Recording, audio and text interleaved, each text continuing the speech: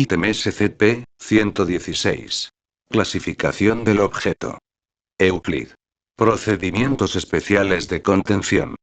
SCP-116 está almacenado en una celda de 16x16 metros, construido de Kevlar, con 1 metro de goma porosa cubriendo todas las superficies. Nadie del personal debe entrar a la celda sin información adecuada y medidas de amenaza de reducción. Ver apéndice 3. La celda está monitoreada todo el tiempo por 6 agentes, 4 posicionados en los puntos de esquinas y 2 posicionados con SCP-116.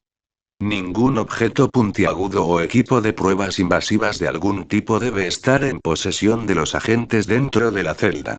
La vigilancia externa es realizada usando cámaras de botón oculto clase XO5 posicionadas en esquinas superiores en la celda. La vigilancia externa debe ser atendida por 2 agentes más. Si comienzan actividades sospechosas, se debe iniciar el procedimiento Aquiles.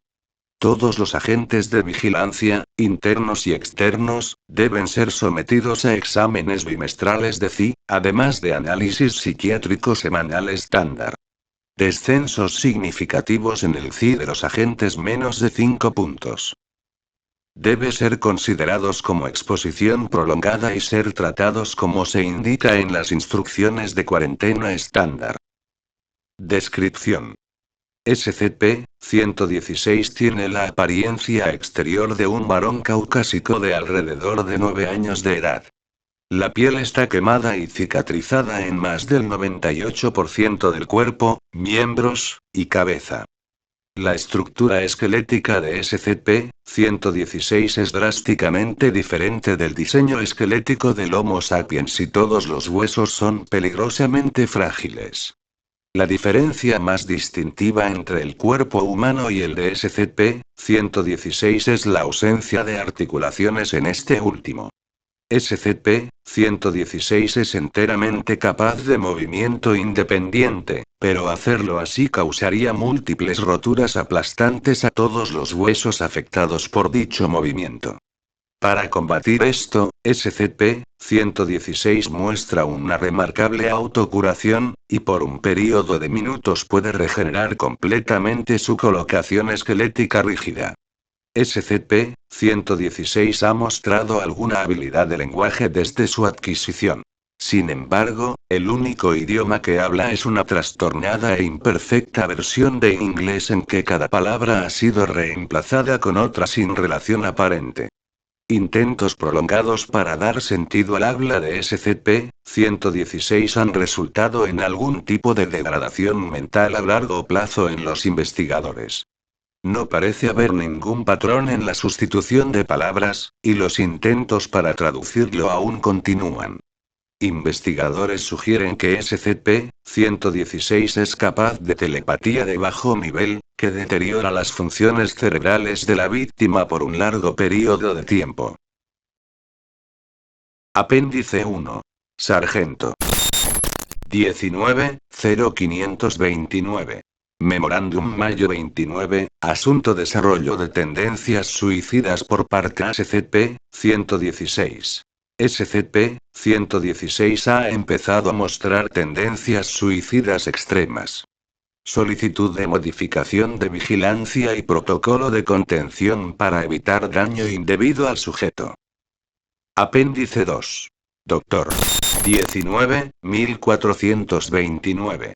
Notas de lenguaje de SCP-116 Junio 19, la lingüística única de SCP-116 pone en marcha un creciente interés para mí. Continuando con la investigación por parte de mi equipo y yo, hemos obtenido estos resultados un tanto básicos. Archivo adjunto, 116 Linguistics A0.001.doc. Ningún razonamiento claro ha sido encontrado sobre por qué 116 se comunica de esta manera. Aunque las palabras pronunciadas por él son inglés, los parámetros bajo los que operan son drásticamente diferentes. Aún no se ha hecho ningún intento para producir lenguaje escrito por parte de SCP-116 debido a las anomalías de su estructura esquelética. Incluso el habla puede ser un desafío extremo para 116, a pesar de la sensibilidad mermada en sus receptores de dolor.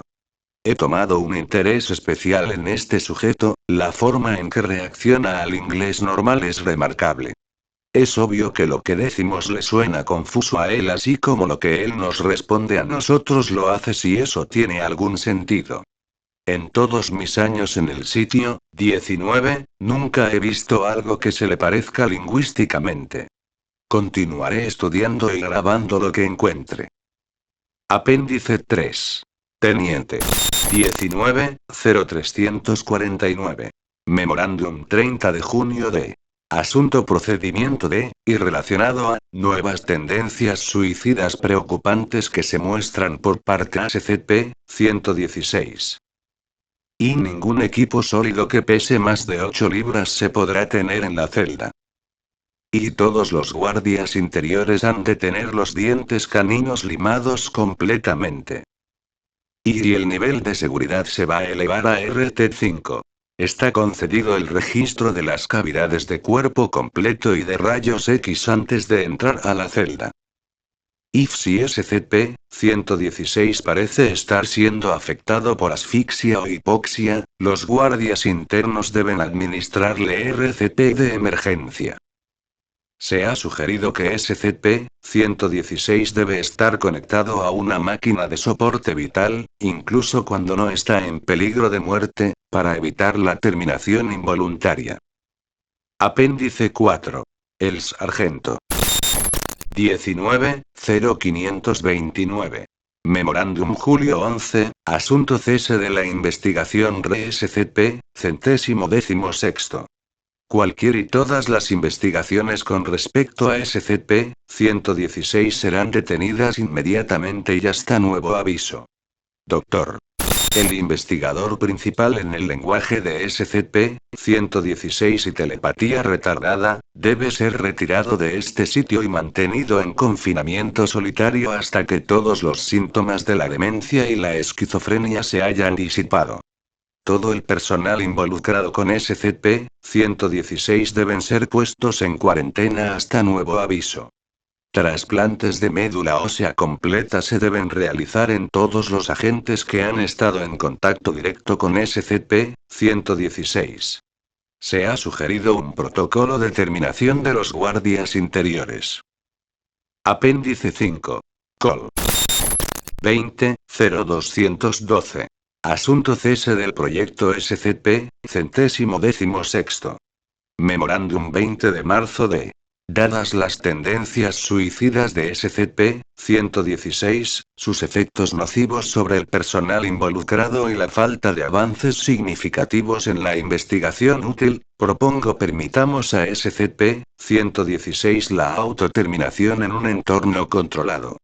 Esta cosa, hasta el momento, ha demostrado ser un desperdicio inútil de recursos.